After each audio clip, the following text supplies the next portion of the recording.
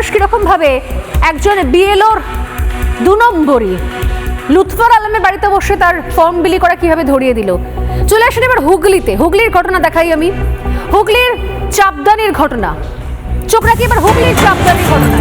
হুগলির চাপদানিতে সেখানে ফর্ম বিলির আগে চূড়ান্ত গাফিলতির অভিযোগ চলে এসেছে। এবারে সিপিএম এর বিএলএ অর্থাৎ সিপিএম এর যিনি এজেন্ট, তার বাড়িতে বসে ফর্ম বিলির কাজ করছিল বিএলও।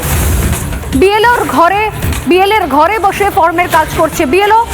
এক্ষেত্রে সাধারণ মানুষ যখন ফর্ম তুলতে যান তখন দেখেন যে কোথাও তাকে পাওয়া যাচ্ছে না বিএলও আসছে না।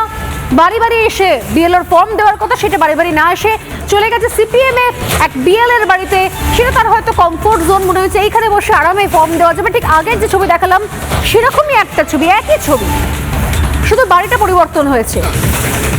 তার বাড়িতে বসে ফর্ম বিলির কাজ করছে। এক্ষেত্রে প্রতিবাদ জানানো হয়। এক্ষেত্রে প্রতিবাদ জানিয়ে সাধারণ মানুষ সেখানে প্রশ্ন করেন। এটা হচ্ছে হুগলির চাপদানির 204 নম্বর বুথের ঘটনা। এসআইআর এর 5ম দিনে কাজের আগেই গন্ডগোল। সিপিএম এর যে বিএলএ অর্থাৎ যে এজেন্ট, তার বাড়িতে চলে যান বিএলও এবং সেখানে বসেই ফর্মের কাজ করছিলেন। সেই সময়ও তাকে আটকানো হয়, প্রতিবাদ জানানো হয়। আমি এবার এটার অডিও আপনাদেরকে শোনাবো, কারণ এই সময়তেও কোন এক বুদ্ধিমান ভোটার এই গোটা প্রসেসের ভিডিও রেকর্ড করেছিলেন। দেখুন এবার।